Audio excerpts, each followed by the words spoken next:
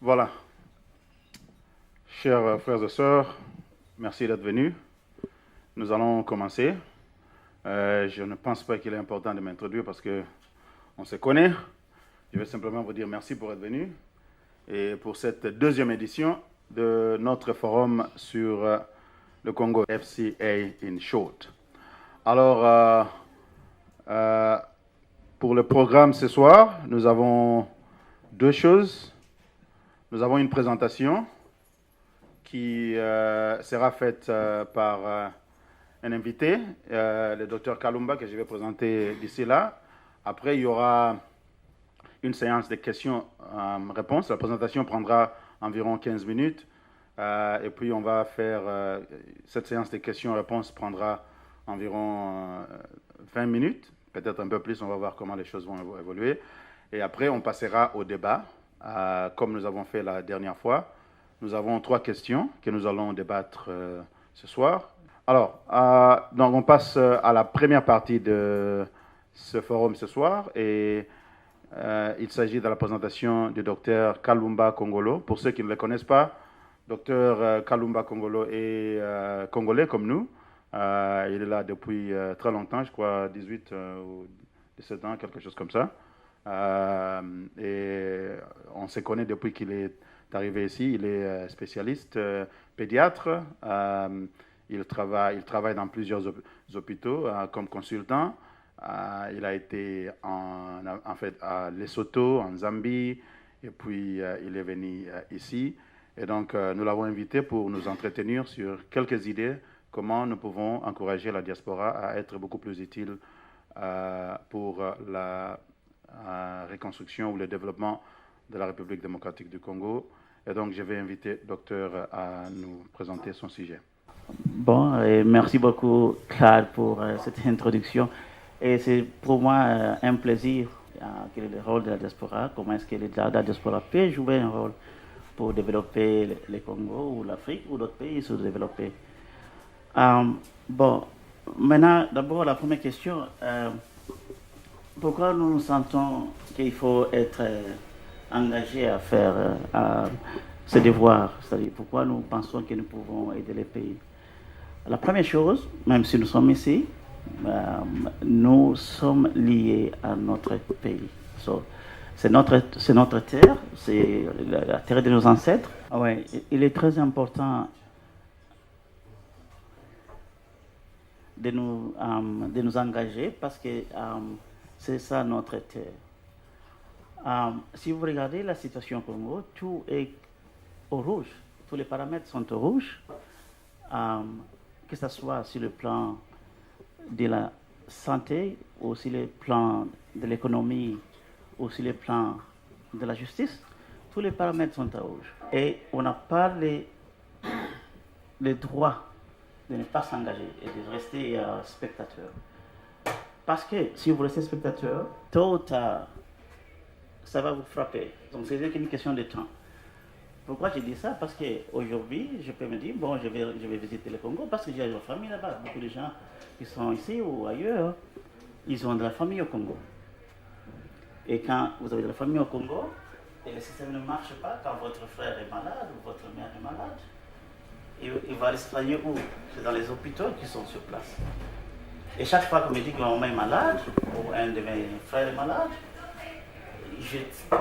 pratiquement, je fais une crise parce que je ne suis pas sûr qu'il va avoir les soins appropriés qu'il faut. Aujourd'hui, on peut rentrer au Congo pour visiter. Si vous avez une crise, vous faites une crise cardiaque au Congo, vous êtes mort. Et chacun doit se mettre dans le travail. Alors, le travail doit être coordonné parce que moi, je considère l'immigration des gens comme ce qu'on appelle en médecine hémorragie fœto-maternelle. C'est-à-dire vous avez un bébé au sein de sa mère, mais il s'en va chez sa mère. Et l'enfant devient anémique. Et il peut mourir si l'enfant ne sort pas plus rapidement. Alors, c'est la même chose si vous regardez l'immigration, surtout de l'Afrique, des Africains qui quittent le pays. Ce sont d'énormes ressources. Il y a beaucoup d'intellectuels de tous les domaines qui quittent l'Afrique pour aller chercher le mieux est ailleurs. Et ce qui fait que pratiquement l'Afrique devient, donc c'est draine, pratiquement vidée de la substance. Et comme nous savons, les grands facteurs du développement de l'homme ou d'un pays, c'est d'abord l'homme. Je me rappelle en 1991, quand les choses commençaient, la politique commençait à bouger un peu au Congo avec Tony Mobutu, dans un avion, on partait de Lubumbashi à Johannesburg, Kinshasa, Lubumbashi, Johannesburg. Il y avait 50 médecins dans un seul avion. 50 médecins congolais qui quittaient le pays pour aller chercher le travail en Afrique du Sud. C'est incroyable. En 1993, quand j'allais à Lusaka, à ce moment-là aussi, il y avait 200 médecins de Lubumbashi qui, en quelques semaines, avaient quitté Lubumbashi pour aller travailler ensemble. So, vous imaginez la perte que le pays. Si vous allez en Afrique du Sud, vous trouverez beaucoup d'ingénieurs, beaucoup de médecins. Vous allez en France, c'est la même chose, en Belgique, c'est la même chose. Et d'ailleurs, par exemple, le Congo, c'est le seul pays francophone qui envahit même des pays anglophones. Alors, c'est pour cela qu'avec tout ça, donc il est important que nous puissions travailler avec nos amis qui sont restés au pays pour refaire notre pays. Chacun doit porter sa pierre. Évidemment, n'étant pas au pays, nous avons perdu la touche, donc on n'a pas la réalité. On a besoin de ces gens-là qui sont sur place. Et les gens qui sont sur place, ils ont aussi besoin de nous. Parce que dans la diaspora, vous avez l'expertise. Et que ce soit dans le business ou sur le plan professionnel, et il y a moyen d'utiliser cette diaspora-là pour rendre service au pays. Alors, maintenant, la deuxième question, comment est-ce qu'on peut aider le pays? Donc, il ne suffit pas de dire, OK, nous voulons aider le pays, mais il faut d'abord qu'il y ait des gens qui réfléchissent sur ça, donc les leaders qui ont le sens de développer cette relation. Et pour ça, la première question, ça serait, quels sont les objectifs? Donc, on ne va pas dire, nous voulons aider les pays, mais quels sont les objectifs? Et ces objectifs doivent être réalistiques, ambitieux, mais réalistiques. Est-ce qu'on peut être en mesure de réussir ces projets que nous voulons faire? C'est la première chose.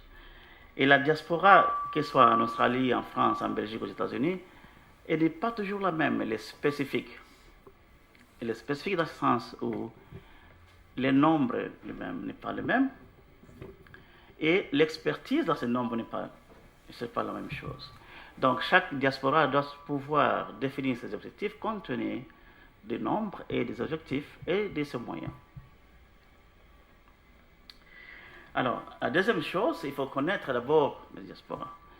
Nous sommes en Australie. Je ne pense pas parmi nous, quelqu'un peut me dire, par exemple, combien de médecins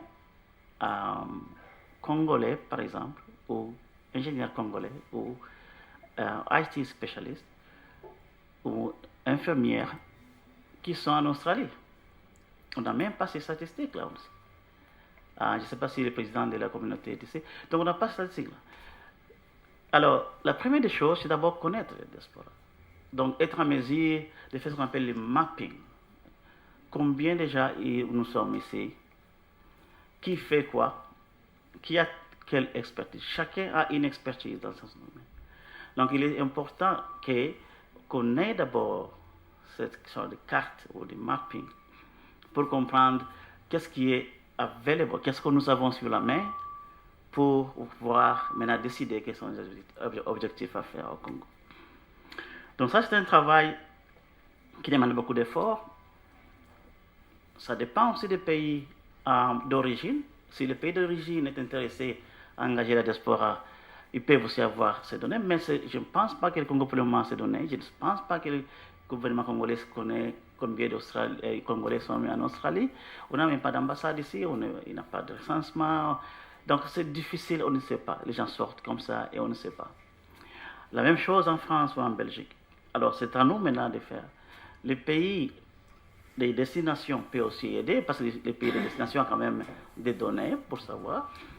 Mais ce qui est aussi important est que s'il y a des gens qui sont intéressés à faire marcher la diaspora, ils peuvent avoir des données dans les groupes professionnels que malheureusement nous n'avons pas aussi.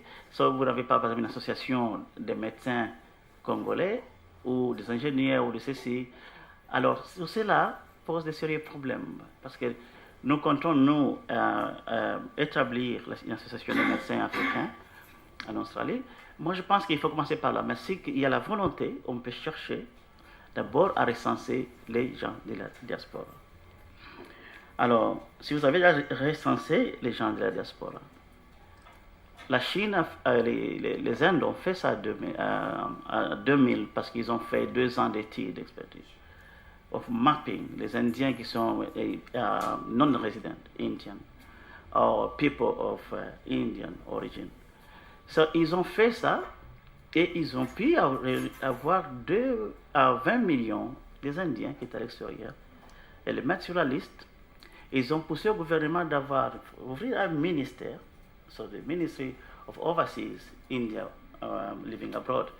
So, ce genre d'action demande une action coordonnée et une organisation. Parce que si on n'a pas d'organisation, c'est impossible de faire quoi que ce soit. D'abord, il faut avoir la volonté, il faut avoir l'amour du pays, il faut savoir que le Congo, c'est à nous.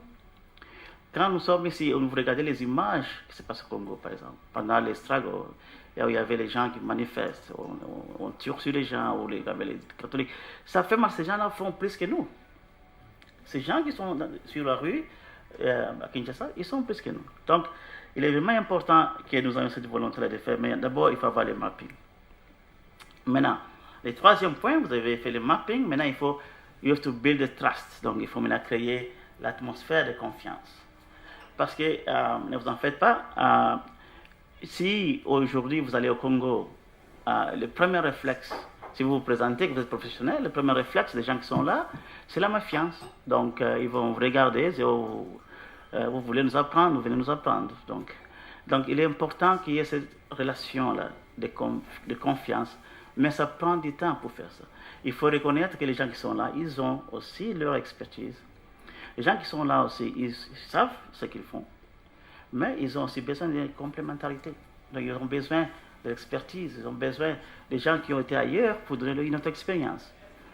Donc, cette communication qui doit être open, qui doit être ouverte dans le respect de tous. Il faut aussi savoir que se contredire, ce n'est pas une mauvaise chose. Je pense que la culture que nous avions, où nous avons, quand nous étions au pays, c'est souvent on a peur de contredire un chef ou un leader ou un aîné. Je pense que cette culture-là doit être... C'est-à-dire qu'il est normal d'avoir des contradictions. Et même quand vous avez la communauté de diaspora comme ici, comme toute diaspora d'ailleurs, d'autres origines, il y a toujours une diversité. Donc vous trouverez des diversités ethniques, des diversités de religions, et c'est normal. Mais ce qui est important, c'est de savoir quel est le plus important de tout ça, c'est que nous avons en commun des valeurs qui est plus importante que les différences. C'est-à-dire que, quelle que soit notre origine ou nos appartenances religieuses, il y a ce qui est important, c'est le bien du Congo, de tous les Congolais. Parce que si le Congo marche, chaque Congolais va bénéficier de ça. Quelle que soit l'origine. Si le système marche aujourd'hui au Congo, tout le monde va bénéficier. Donc, il est important qu'on puisse comprendre que d'abord, c'est ça. Après, bon, il peut y avoir des différences. Ça va. Accepter ces différences-là. Et deuxièmement, les Congolais qui sont dans les pays, il faut leur aussi faire comprendre. Il faut travailler avec eux, avec le gouvernement, avec les ONG, pour, si vous avez comme nous avons des projets que nous voulons faire, voilà ce que nous voulons faire. Et la troisième chose, c'est travailler avec les gouvernements où nous sommes. Parce que nous sommes en Australie. Dans tout ça implique que nous comprenions le système. Par exemple, ici en Australie, Vous pouvez travailler avec le gouvernement, mais il faut d'abord être organisé. C'est un. Deuxièmement, il faut comprendre comment est-ce que vous pouvez pousser le gouvernement australien à agir dans votre faveur. Nous avons, beaucoup d'entre nous, nous sommes déjà citoyens, il y en a qui sont citoyens australiens. Alors, vous avez le droit de vote. Donc, si vous avez le droit de vote, c'est-à-dire que individuellement, vous ne pouvez rien faire, mais si vous êtes en groupe organisé, si aujourd'hui les Congolais disent, voilà, nous sommes à 300 ou 400, 500 Congolais qui vont voter, ou à 1000 Congolais, et normalement, vous avez les partis politiques, et vous allez voir les partis politiques qui vont appuyer vos démarches, qui vont appuyer ce que vous voulez. Voilà nos problèmes. Si vous voulez que nous votions pour vous, c'est ça. Nous voulons que vous adressiez 1, 2, 3, 4. Nous avons des programmes pour, par exemple, aider les pays. Est-ce que vous pouvez aider à aider les pays? Si vous comprenez que c'est par là qu'il faut passer pour influencer le gouvernement où vous êtes, cela c'est déjà un point de départ. Les États-Unis, par exemple, aux États-Unis, chaque année, au moins la moitié d'un million d'enfants sont nés là-bas. Les gens qui viennent là pour naître, ils deviennent citoyens. Et les États-Unis favorisent ces genres des diasporas qui s'engagent à développer.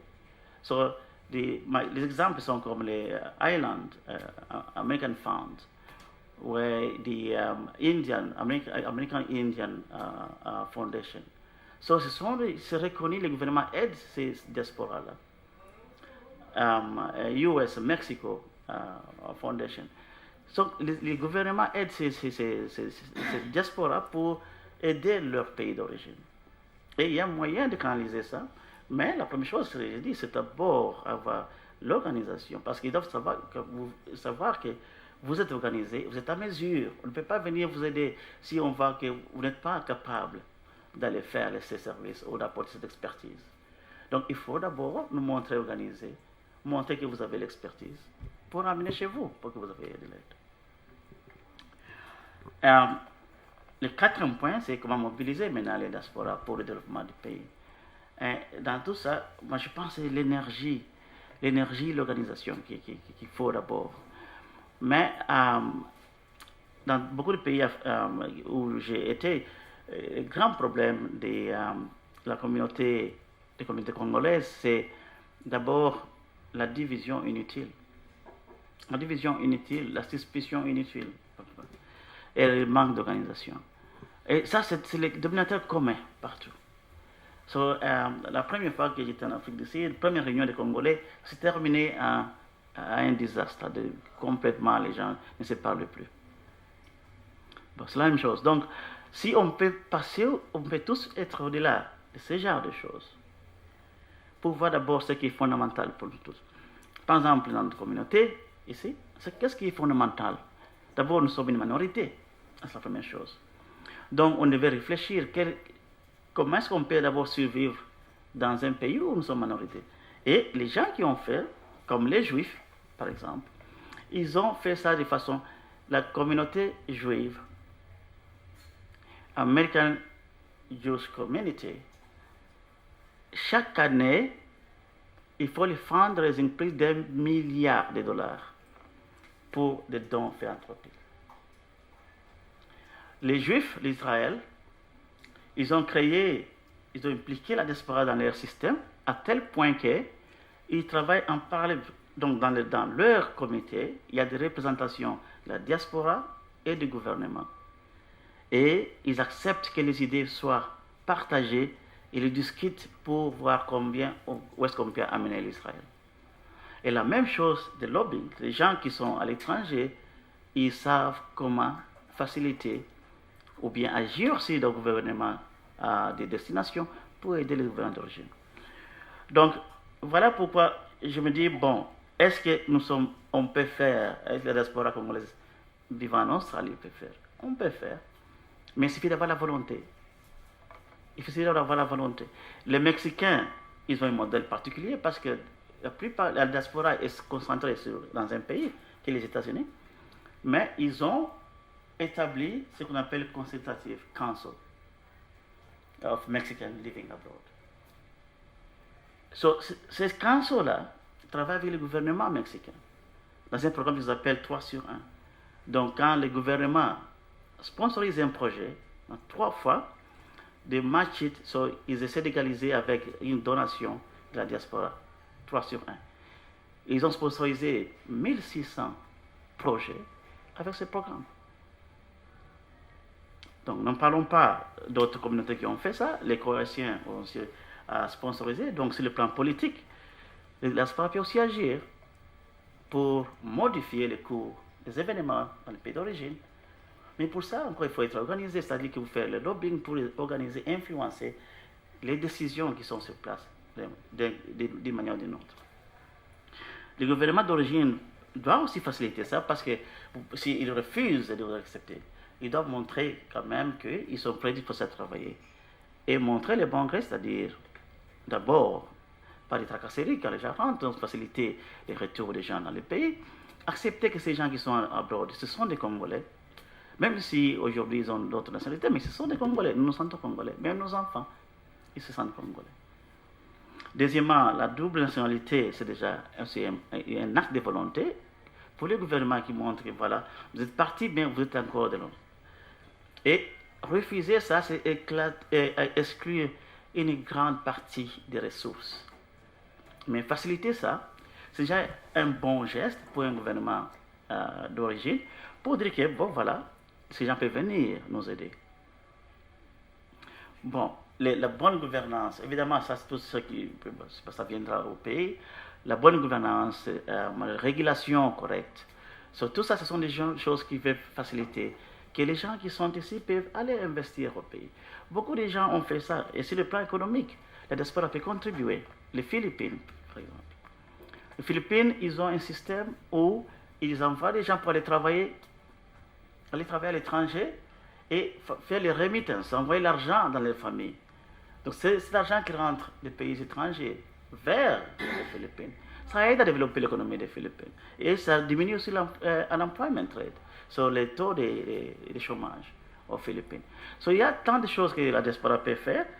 Il y a beaucoup d'exemples. La Chine, par exemple, aussi, favorise que les diaspora entrepreneurs ailleurs rentrent, ou les high skilled, les gens qui ont des formations spécifiques qui rentrent pour développer le pays. Ils encouragent aussi, ils gardent leur culture. Par exemple, les enfants chinois ici, ils font les cours de Chinese language, mais ils sont sponsorisés par les gouvernements chinois pour maintenir ce trait-là qui vous nous appartenez toujours.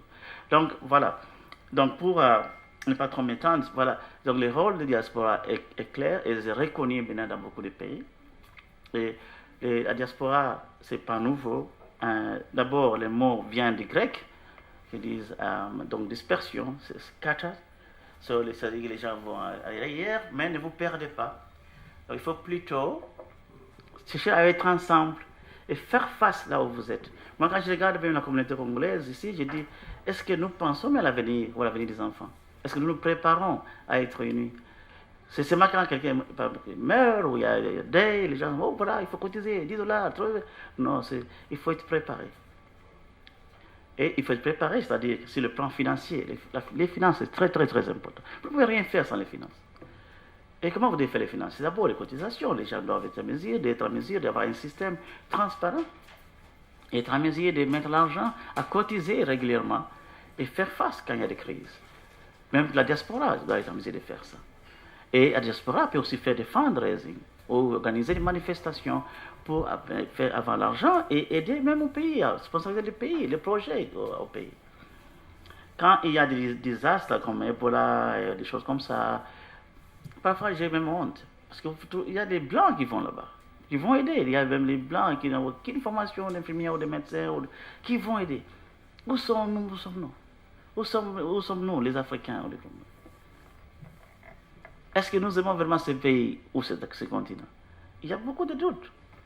Il ne suffit pas de dire que voilà, nous, les Congos. Parce que c'est ça le problème, les Congolais, nous parlons, tout le monde, on aime les Congos. Les Congolais, qu'est-ce que nous faisons pour ce pays?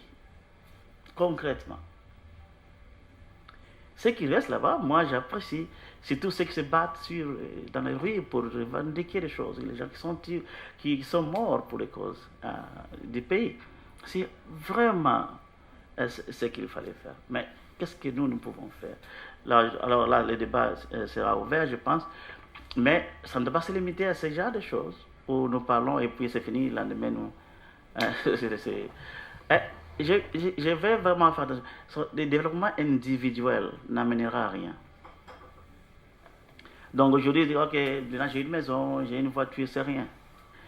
C'est le développement, le changement de tout un peuple ou un groupe de peuples, de gens qu'on peut aider, les enfants qui peuvent étudier, parce que l'éducation c'est important. Ou arranger les systèmes sanitaires, éviter les gens qui meurent, les femmes qui meurent quand ils s'accouchent, parce qu'il n'y a pas de soins. Aller arranger les routes, amener à manger aux gens. Voilà les choses que nous devons faire, et ce sont des choses louables. Mais si nous pensons que nous voulons nous développer individuellement, et ça c'est le problème des Africains. Together, il faut être ensemble. Et vous vous soutenez, et vous allez pencher.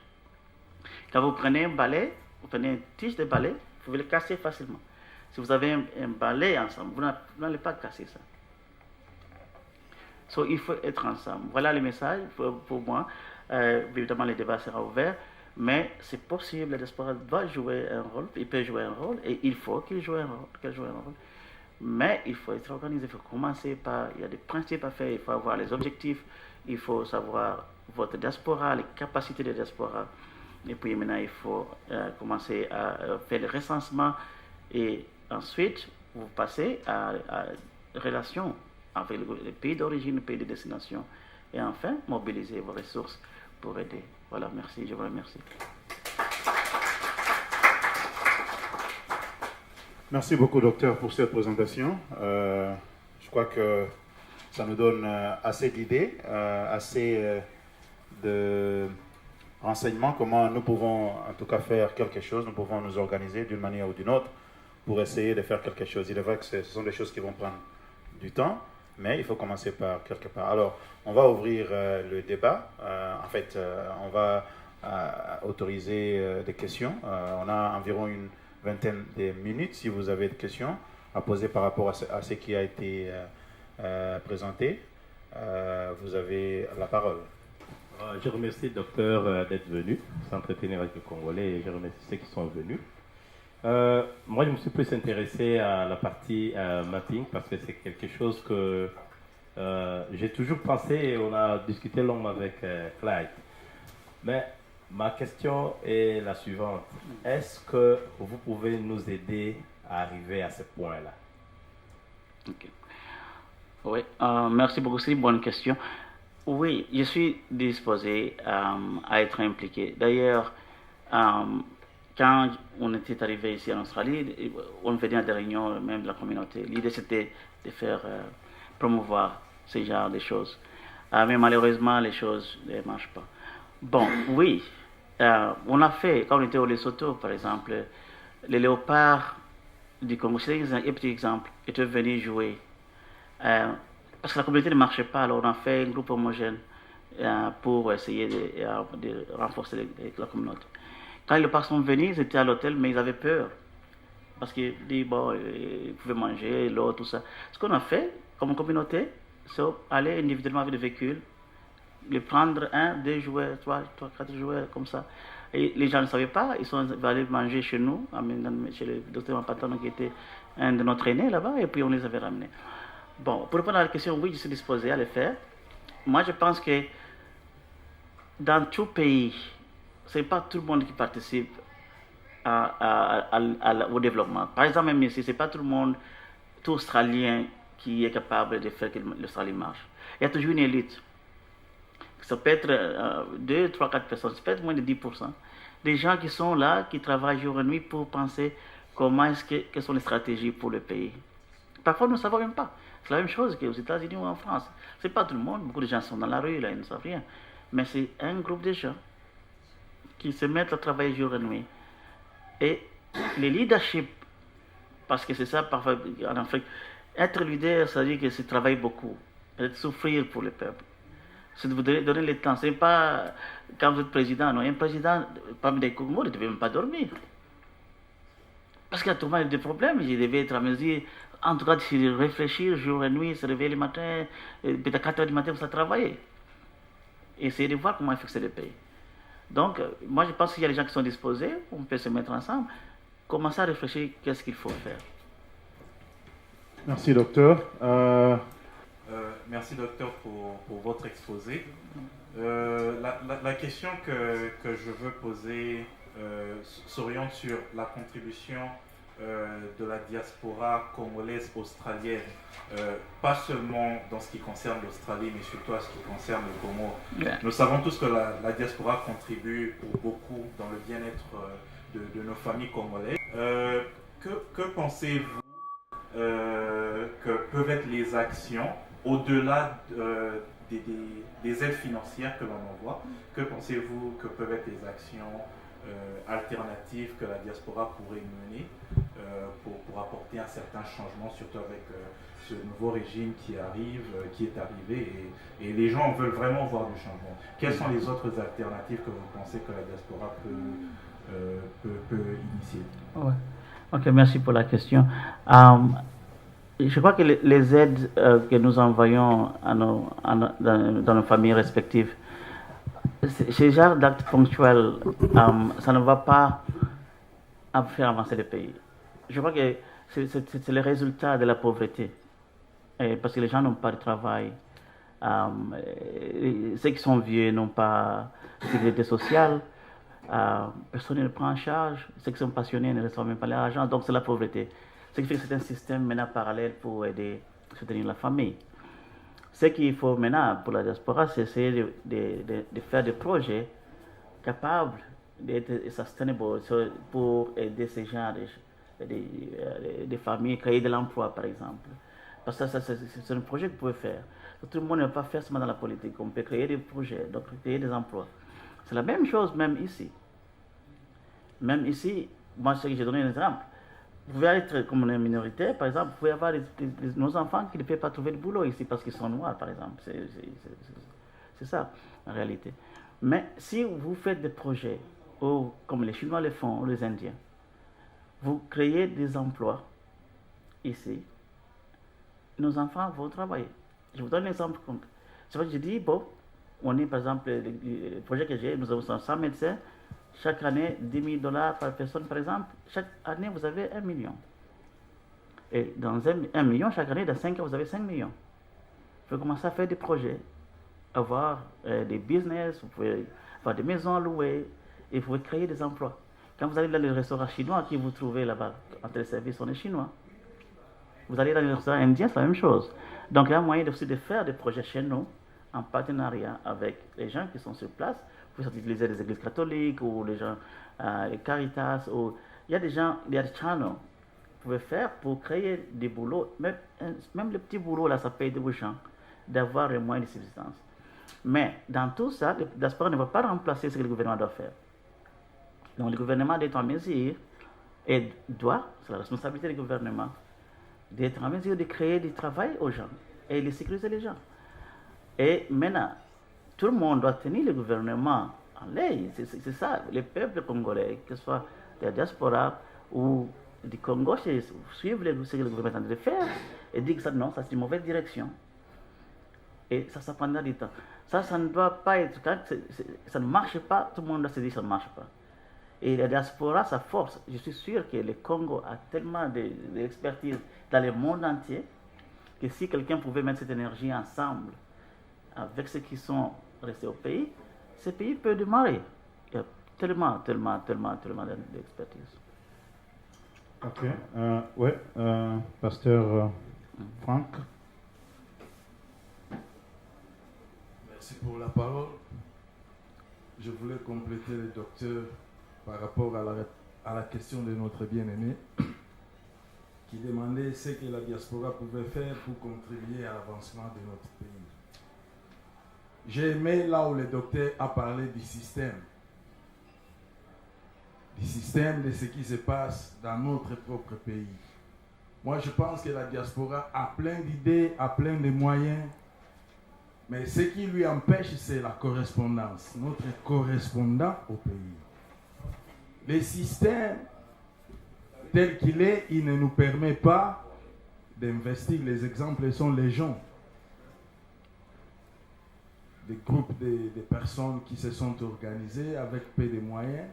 Ils sont descendus sur terrain. Ils ont voulu faire tout ce qui était louable pour le pays. Mais le système est sur place. Alors moi je pense, pour mieux investir, vous ne pouvez pas s'aimer là où il y a des épines. Vous ne pouvez jamais s'aimer là où il y a des rocs. Vous ne pouvez pas s'aimer là où il n'y a pas d'eau. Très bonne que soit votre semence, elle ne va pas. Elle ne va pas aboutir. Ce qu'il faut, il faut défraîchir. Il faut raboter. Il faut baliser le terrain. Le problème qu'il y a dans notre pays, nous devons contribuer à écraser le système de la manière où il est. Le système est là. Si nous avons déploré le système Mobutu, celui qui l'a remplacé était pire. Et il continue jusqu'à aujourd'hui. C'est ce système que nous devons travailler à ce que le système parte. Quand le système partira, le Congo n'attendra pas vos investissements de vous qui êtes à l'étranger. Les Congolais sur place en ont les moyens. Quand nous irons là, peut-être nous serons en retard.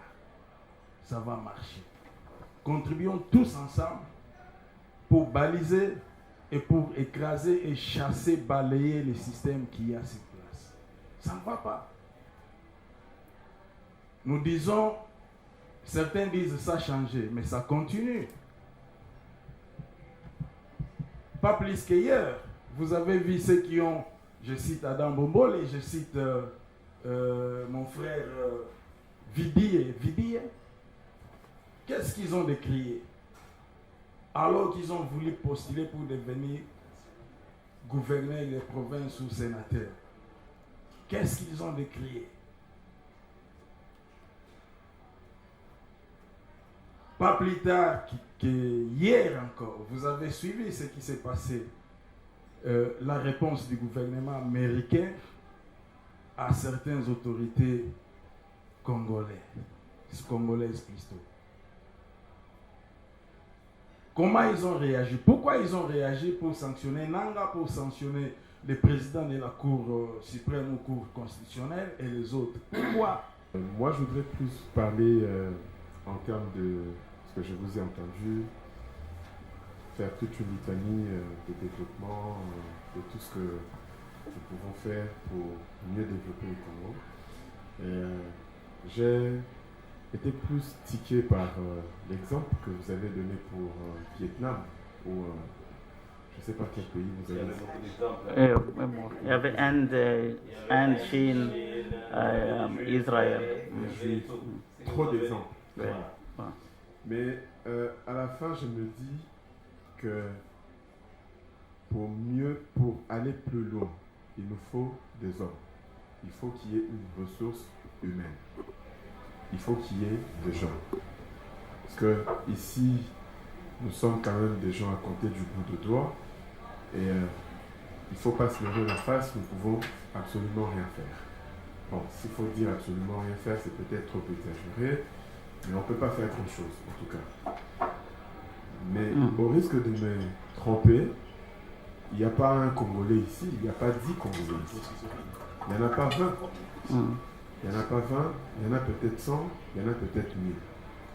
Mais comment pouvons-nous faire pour réunir tous ces gens-là autour d'une même table et présenter des projets aussi concrets pour que nous puissions tous avancer dans un même sens? Parce que l'objectif de nos assises ici, c'est que nous apportions un apport physique et visible au Congo. Ouais. Physique et visible au pays. Ouais. Maintenant, comment faire pour réunir toutes ces ressources humaines, tous ces gens? Bon, je parle du cas des Labo, parce que ailleurs, dans d'autres villes, il y a aussi une organisation pareille. Mais pour ceux qui sont ici à Victoria, par exemple, comment nous pouvons faire pour nous réunir ensemble et puis concrétiser les projets. Oui, Voilà. oui, c'est une bonne question. Je pense que c'est d'abord, je reviens à ce que je dis, les mappings. Donc, avoir d'abord les mappings et puis energize. So, essayer d'apporter l'énergie. Quand vous vous rappelez Barack Obama, quand il était encore jeune, quand il avait fini ses cours de droit, il était parmi les 50 personnes les plus influentes. Qu'est-ce qu'il avait fait? Il avait set up a system pour récolter les data, parce que aux États-Unis, les votes sont pas, c'est pas obligatoire. Donc, si les gens ne vont pas voter, et c'est fini. So, ce qu'il faisait, il était le community organizer, essayer d'avoir donc les données de tous les Noirs et aller les activer, donc parfois les visiter, les motiver, les activer. Je crois que ce serait un grand travail, oui, dur travail, oui, mais il y a moyen de lever les défis. S'il y a au moins 3, 4, 5 personnes qui ont l'énergie de le faire, seul on ne peut rien faire, mais si on a un petit groupe qui a cette énergie-là, il y a moyen, avec surtout la technologie actuelle, on n'est pas obligé d'être ensemble pour communiquer. On peut communiquer par Skype, donc on peut communiquer à distance. Donc il y a moyen, s'il y a des gens qui sont déterminés, il y a moyen de donner un go, try and see what happens. Mais je pense qu'il y a moyen, si on se donne l'énergie. Parce que ce ne serait pas bon, c'est de ne rien faire. Parce que nous tous, c'est chaque jour, including myself, même moi, si nous sommes là à la maison, entre seulement Fawzaï, vous regardez au Congo, vous regardez les vidéos, les WhatsApp, mais il faut faire quelque chose. Nous sommes arrivés au point où il faut dire, il faut agir, il ne faut pas être spectateur. Mais je crois que commençons d'abord. S'il y a des gens qui sont déterminés, il faut commencer, voir ce qui va se passer et voir s'il y a des erreurs à corriger, il faut les corriger. Mais c'est l'énergie d'abord qu'il faut apporter dans le monde. Merci, docteur. Il y a Pasteur Willy qui a une question. Docteur, je vous remercie d'abord pour l'exposé. Ma préoccupation est au niveau de l'organisation des Congolais ici. Dans un passage, quand vous parlez, vous avez cité que les divisions inutiles et on n'arrive pas à être ensemble. Ma question est celle de savoir qu'est-ce qu'il faut faire pour que ce climat de confiance puisse retourner parmi nous, les Congolais. Parce que chaque Congolais parle toujours que non. Vous voyez, nous les Congolais. Vous voyez, nous les Congolais.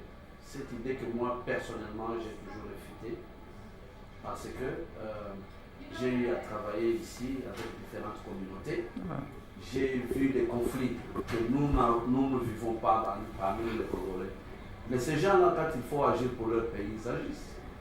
Mais qu'est-ce qui fait que nous, ici, on peut toujours dire que non, nous les Congolais, d'abord, les professionnels, vous êtes parmi, on ne se fait pas confiance entre nous. Peut-être parce que tel a affiché une telle faiblesse, et on jette tout et on arrive. Mais qu'est-ce qu'il faut faire alors pour rebâtir ce climat de confiance? C'est ça ma question. Ouais. Merci beaucoup, c'est une bonne question. Je crois que c'est d'abord l'éducation. Continuer l'éducation et montrer, prêcher par des exemples. Parce qu'on peut avoir des petites divisions, mais on a des choses qu'on a en commun. Je vous donne l'exemple au Lesotho. Donc, la communauté ne marchait pas. À un moment donné, nous nous sommes dit, bon, ok, prenons un noyau. On a pris un noyau autour duquel les autres pouvaient venir. So, on a pris un noyau de médecins. C'est-à-dire 10. Maintenant, quand les choses commençaient à marcher, les gens ont vu que ça marchait, les gens commençaient à venir. Deuxièmement, la confiance. Pourquoi il y a le problème de confiance? Et la plupart du temps, c'est quand il y a, par exemple, question de cotisation d'argent, les gens ils sont méfiants. C'est instaurer un système transparent. Si aujourd'hui, vous allez acheter des chaises Apple, vous n'avez pas de méfiance. Pourquoi? Parce que le système est transparent. Vous dites que vous achetez vos chaises, mais évidemment, il y a un système de garantir que ça marche. Alors, la même chose peut être avec nous, c'est-à-dire que si on a un système, même la communauté doit avoir des régulations. Les gens peuvent avoir des conflits, les conflits ne manqueront pas. Mais comment vous arrivez à prévenir les conflits, c'est en mettant sur pied des régulations et des systèmes de résolution des conflits qui marchent. Et si quelqu'un n'obéit pas à ce système, il peut être aussi effectué, il peut être mis en dehors de la communauté si la ligne de conduite qu'il a affichée est en dehors de ce que la communauté veut comme ligne de conduite, il peut être mis à l'écart de la communauté. Donc il faut une régulation, je pense. C'est ça pour... mais l'amour des prochains, ça c'est quelque chose, vous êtes pasteur, donc nous devons travailler ensemble tout le temps. C'est de nous éduquer, les gens doivent être éduqués. Et d'abord, il faut aimer les prochains comme vous-même.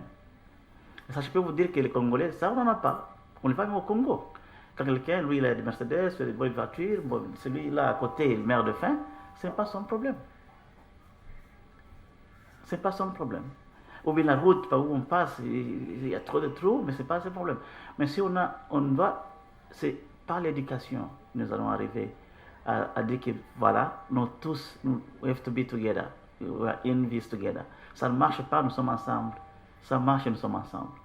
Et avoir un filet de sécurité pour ceux qui ne peuvent pas. Il n'y aura pas beaucoup peut-être de restrictions, mais il faut qu'on ait la compassion et l'amour. Ça c'est l'éducation. Il n'y a que l'éducation qui va nous amener à faire. Par rapport à toujours par rapport à la contribution de la diaspora au Congo, moi je vois maintenant plus la prochaine génération. Moi quand je suis venu ici, j'ai trouvé des aînés et il y a aussi des plus jeunes que moi. Mais le grand problème est que nous, pour la plupart de ceux qui sont ici, nous sommes nés au Congo, nous connaissons la langue, nous parlons tous au moins une langue qui est parlée au Congo. Moi je vois plus les plus jeunes, ceux qui sont nés ici et qui n'ont pas forcément eu l'opportunité d'apprendre ces langues qui sont parlées au Congo.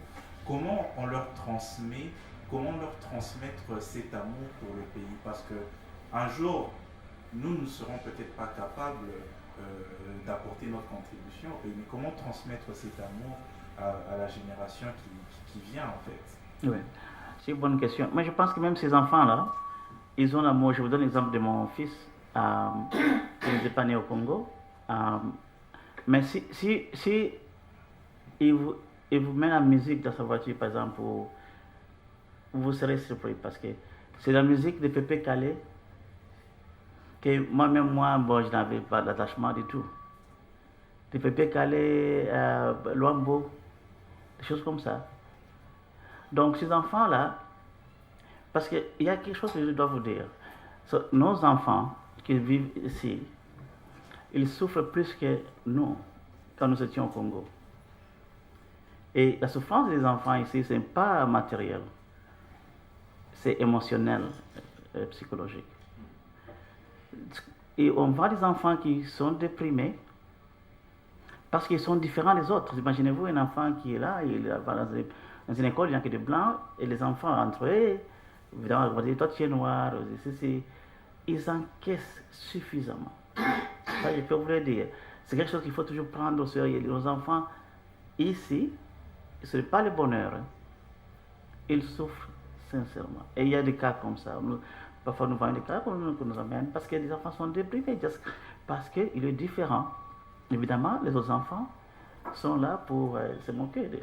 Donc, ces enfants, ils ont plus l'amour envers le pays, même s'ils n'ont pas été là. Nos deux enfants, quand nous rentrons au Congo, ils disent pourquoi on ne peut pas rentrer ici, on peut rester ici. Oui, c'est pour vous dire que donc l'attachement du pays, parce qu'on est différent, les enfants sentent ça et ils développent ça comme ça. Merci.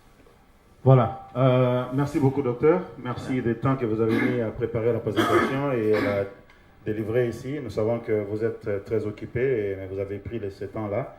Et en tout cas, nous voulons vous remercier. Il n'y a pas besoin pour moi d'ajouter autre chose. Je crois que ça a été très clair. Nous avons un rôle à jouer pour le développement du Congo. Ça commence toujours par une conversation. et puis ça peut se développer. Tout dépend de la dynamique de la communauté. Comme le docteur a dit, on commence toujours par un noyau, des gens qui ont cette volonté, cette énergie de vouloir faire quelque chose. Les difficultés seront là, ils ne manqueront pas. C'est à nous de voir comment nous préparons à affronter ces défis et qu'est-ce que nous faisons comme initiative dans le sens de faire progresser les idées qui peuvent nous aider à réaliser ce but-là. Donc, ce qu'on a commencé aujourd'hui avec la présentation du docteur, on va continuer dans le sens où chacun d'entre nous, si vous avez quelque chose que vous voulez présenter, il suffit de communiquer, comme ça vous pouvez... les idées sont bienvenues, mais il faut, comme le docteur a dit, il faut aller au-delà des idées, il faut faire des projets, il faut y aller petit à petit, et donc c'est une très bonne chose que nous avons cette opportunité aujourd'hui de partager ces moments avec le docteur, et donc nous disons merci en tout cas pour ce temps. Voilà. Oui. Juste un dernier mot pour nous encourager. L'Afrique du Sud, quand ils commençaient à combattre l'apartheid, c'était impossible de s'imaginer que ça allait arriver à quelque chose. D'ailleurs, Mandela, on passait, est-ce que tu peux venir à l'ANC? Les gens disaient, mais qu'est-ce que tu vas faire? On va te tuer. Donc la persévérance. Je crois qu'il faut avoir l'espoir. Il faut l'espoir, la détermination et l'énergie. Ça viendra, mais il faut y travailler suffisamment. Nous avons un centre de pédiatrie. Ce que nous voulions offrir aux Congolais, aux Africains en général, mais c'est aux Congolais, si quelqu'un a besoin d'être vu, l'enfant à être vu, il n'a pas moyen de payer les privés, il peut contacter notre centre, on peut arranger pour les voir donc avec le back billing, sans paiement si quelqu'un il a besoin et qu'il a une liste d'attente. Donc les coordonnées, on va passer ça à toi. Ouais. Voilà, donc voilà, vous me contactez si vous avez besoin de ça, et c'est une offre qui peut aider beaucoup de gens dans la communauté. Merci beaucoup, docteur. Voilà, avec ça, voilà, un coup de main, c'est très bien. Nous allons alors passer à la deuxième partie de ce forum, et je vais inviter Denis qui va présenter cette deuxième partie qui donc sera, comme on a fait la dernière fois, un débat qui sera centré sur les questions, et Denis va présenter ces questions et les règles du jeu. Merci beaucoup. Merci encore une fois, docteur. Et, ok. Tozogi na masola mboka kwa. Siko peneza mboka. Tosola siko mboka. Le premier point serait d'abord le principe, tout le monde le connaît et maîtrise bien, pour ceux-là qui viennent d'arriver pour la première fois. Vous allez contribuer, c'est-à-dire par vos questions et vos suggestions. Et vous avez 2 minutes, on a retenu toujours 2 minutes, et le respect du temps est des rigueurs. Donc il n'y a pas à se plaindre là-dessus. Le premier point serait, faut-il aider Félix à se libérer de l'emprise, disons, emprise Siana, évidemment, de se libérer de l'emprise dans laquelle il se retrouve. Parce qu'il y a certaines personnes qui disent que, bon, il est dans les taux de M. Joseph ou du système Joseph. Est-ce que faudrait-il qu'on l'aide dans ça et comment le faire? Deuxième point, ça serait, parce que nous avons retenu 3 points, ça serait, faut-il encourager les combattants à réorienter leur lutte? Parce que vous savez, la lutte était toujours, je suis combattant. Ingeta signifie un coup à quelqu'un, les insultes, c'est ça Ingeta. Mais maintenant, est-ce que c'est, pouvons-nous réorienter ça, encourager cette orientation qui va vers plus le développement du Congo? Développement économique comme le fait Forum congolais australien. Et puis le dernier point, c'est la diaspora congolaise de l'Australie. Quelle piste pour se faire plus utile au développement du Congo? Ça dit déjà tout. Alors, comme j'ai dit, Tozongi na masola mboka. Le troisième point, ça concerne plus la diaspora congolaise de l'Australie. Quelle piste qu'il faut pour contribuer, parce qu'on parle plus maintenant du développement économique du Congo. On doit rester sur le sujet, s'il vous plaît, parce que nous avons le temps qui nous est imparti est très important. Donc ça signifie que vous dépassez 2 minutes sachez qu'il y a toujours quelqu'un à côté qui tient police. Alors, tozongi na mboka, masolo eza lingala, masolo ezali swahili, masolo eza chiluba, masolo eza kikongo. Oyo azobanga italie, ngalo ba lingala très bien, no ba swahili bien, kikongo bien. Donc, na ba balango na trois bien. Alors, parce que debe za bongo, tokobana na premier point. Alors, premier point, na kolinga peut-être Claude Yako pesango susu bien, comme ça tobeta c'était le premier point, et puis ba question banda parce que tu en attends moké. Je prends maintenant le temps pour exprimer la première question. Il s'agit si oui ou non il faut aider Félix à se libérer de l'emprise, s'il y a emprise de l'ancien régime. Il est vrai que le président actuel a une marge de manœuvre limitée parce qu'il n'a pas de majorité au Parlement. Il est vrai aussi que les services du gouvernement sont jusque-là très contrôlés par l'ancien régime. C'est vrai qu'il n'a pas beaucoup de temps. En fait, il est là juste quelques semaines. Peut-être après un peu de temps, il aura le temps de nommer ces gens, mais on sait qu'il a des marges de manœuvre limitées. Alors, comme on a dit, en lingala, en français, en n'importe quelle langue, est-ce qu'il y a lieu d'aider Félix à se libérer de l'emprise du FCC ou de l'ancien régime? Voilà la question. Essayez de répondre tant que vous voulez. Voilà, Pasteur Willy. Bonsoir tout le monde. Moi, je pense que sur la question s'il est, je ne sais pas, pris en étau ou en piège, Dieu lui-même va faire ça. Moi, je comprends que j'ai du mal à parler. Parce que si nous allons du point de vue élection démocratique, tout ça, je n'ai rien vu d'élection là-bas.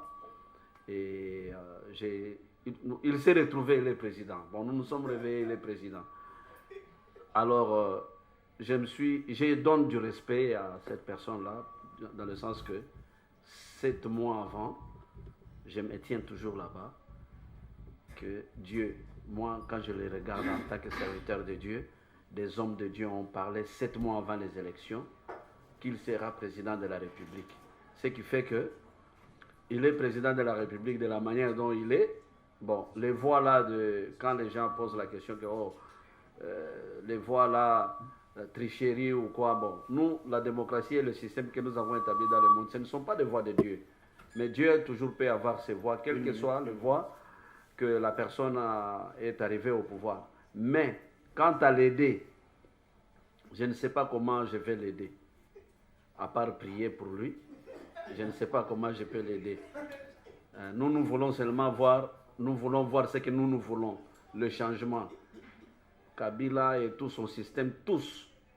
Parce que jusque-là, moi, je vois Kabila est encore là. Donc, voilà. Nous sommes déjà en train de mettre sur pied. Et bientôt, nous allons communiquer. Pour moi, je connais que nous avons 2 médias ici. Je suis toujours jaloux de ces médias-là. Je les ai communiqués, je les ai dit. Et quand ils font des erreurs, je me dispute avec eux. Nous sommes jaloux, ce sont nos médias. Et nous allons les communiquer. Nous sommes en train de mettre sur pied une organisation qui va dans le sens de ce que mon frère avait dit ici. Nous devons mettre une organisation, comment participer. Les Juifs avaient fait le Congrès Juif mondial. Les Sud-Africains avaient fait les ANC. Et n'oubliez pas que c'est nous qui finançons 200 ou 400% du budget du pays. Ce que nous donnons, c'est-à-dire c'est nous aussi qui nous devons faire libérer ces pays-là. Bon, pour répondre à la question s'il faut aider les Bachibouzouk, en tout cas, on ne peut pas l'aider.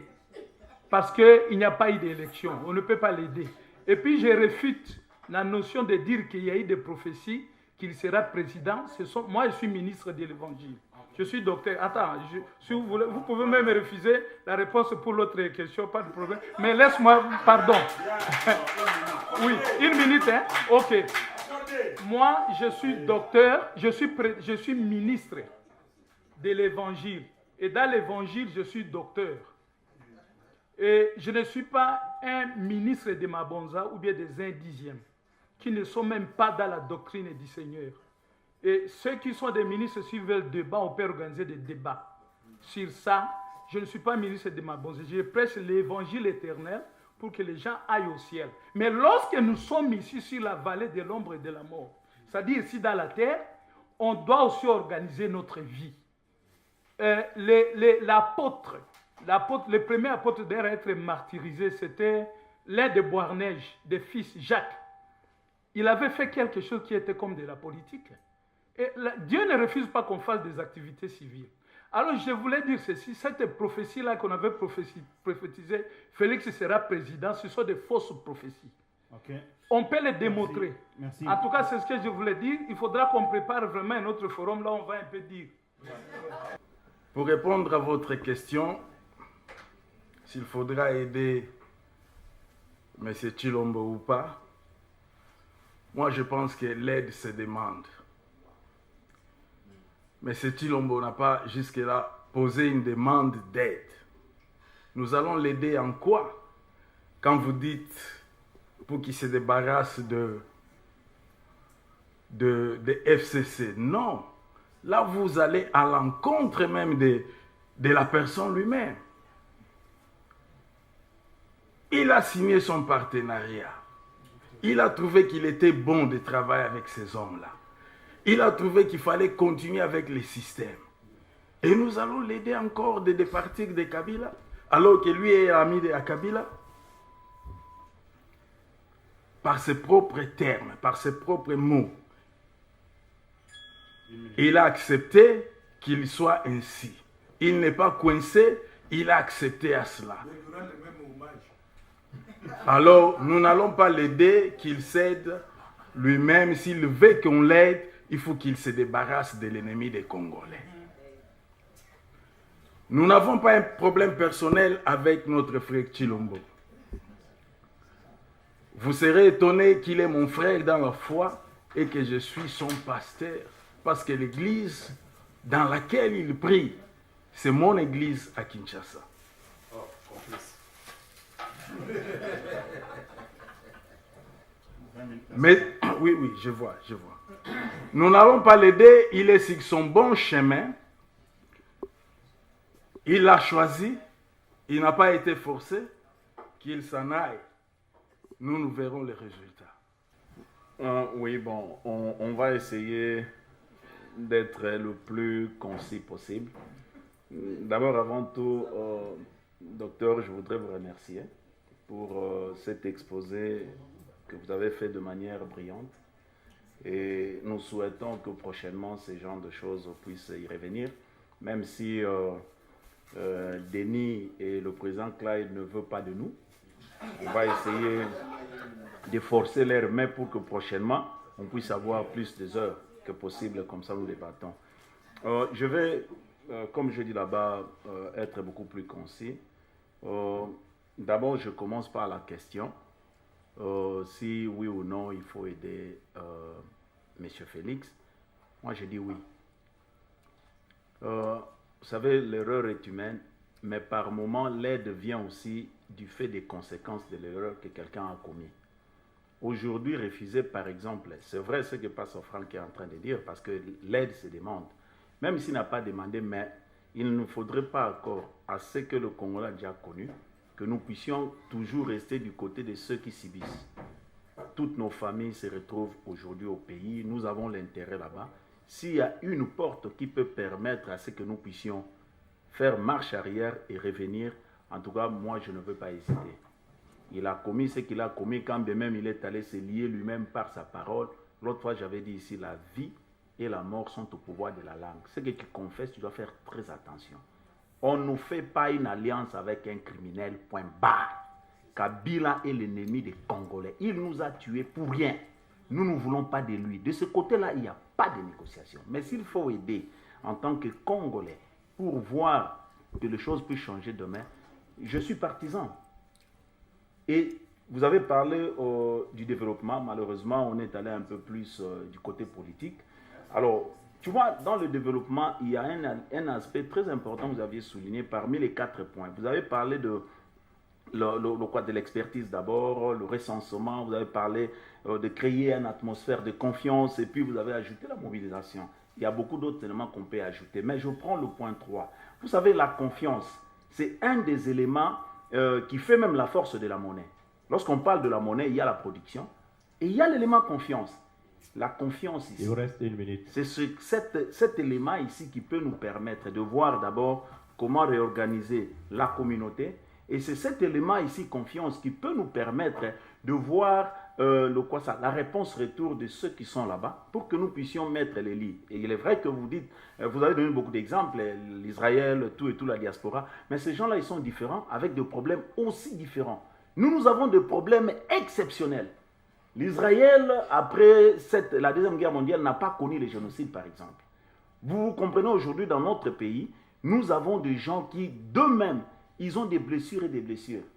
Il y a des choses vraiment terribles. Alors, je préfère m'arrêter là-bas, comme on me montre déjà la montre. Alors, nous allons y revenir. Enfin, dans mes 7 secondes, je termine pour dire que nous parlons de développement et vous devez mettre beaucoup de temps. Parce qu'on ne peut pas parler de développement dans 2 minutes. Merci beaucoup. Merci. Donc, c'était très bien. Merci beaucoup, docteur. C'était très intéressant. Mais en même temps aussi, je pense que par rapport à l'immensité d'un RDC, on ne peut pas parler en 2-3 minutes, sinon en quelques secondes. Le docteur a exploité des sujets très intéressants et très forts. Je ne pense pas en quelques minutes. Ça, c'est survoler quasiment des sujets qui sont très profonds et très intéressants.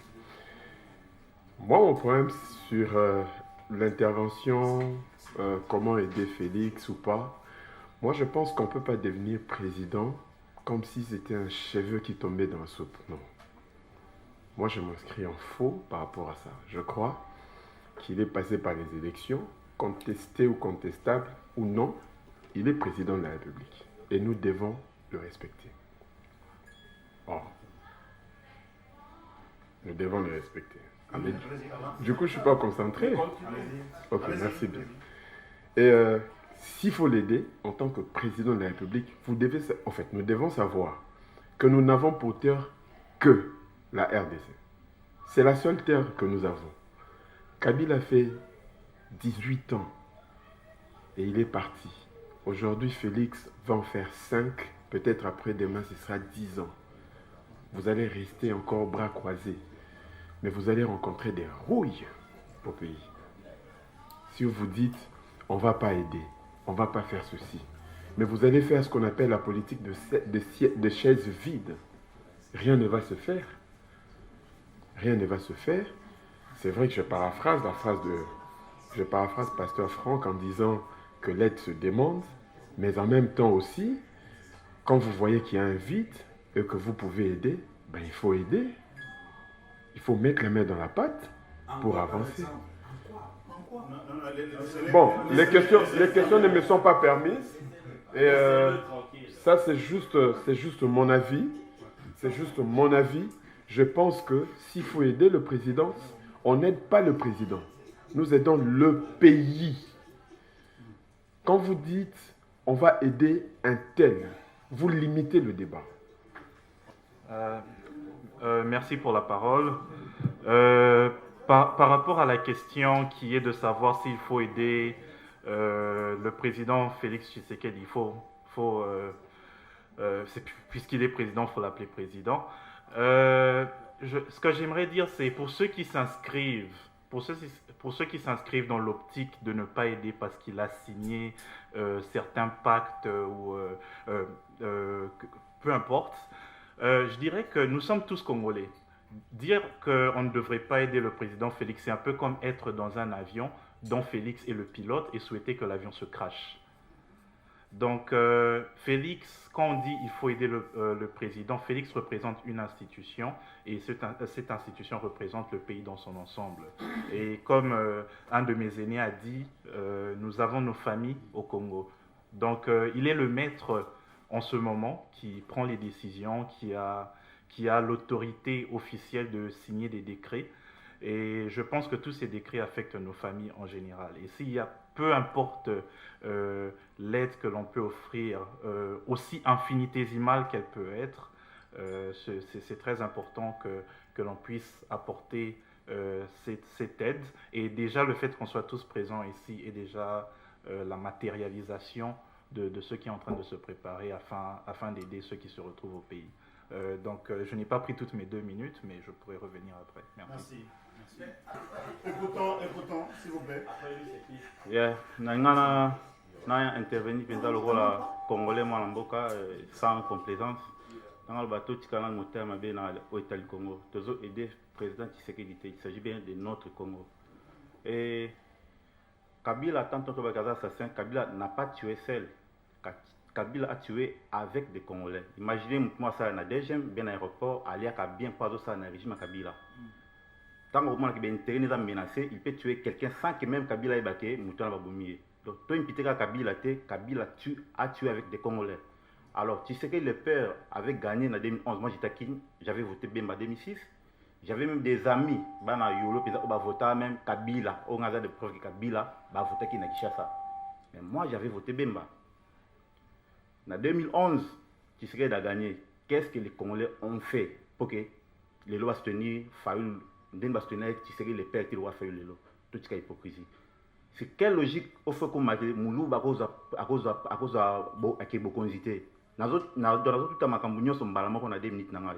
Logique, on a pensa et puis ça a maman Nganzi. Deux.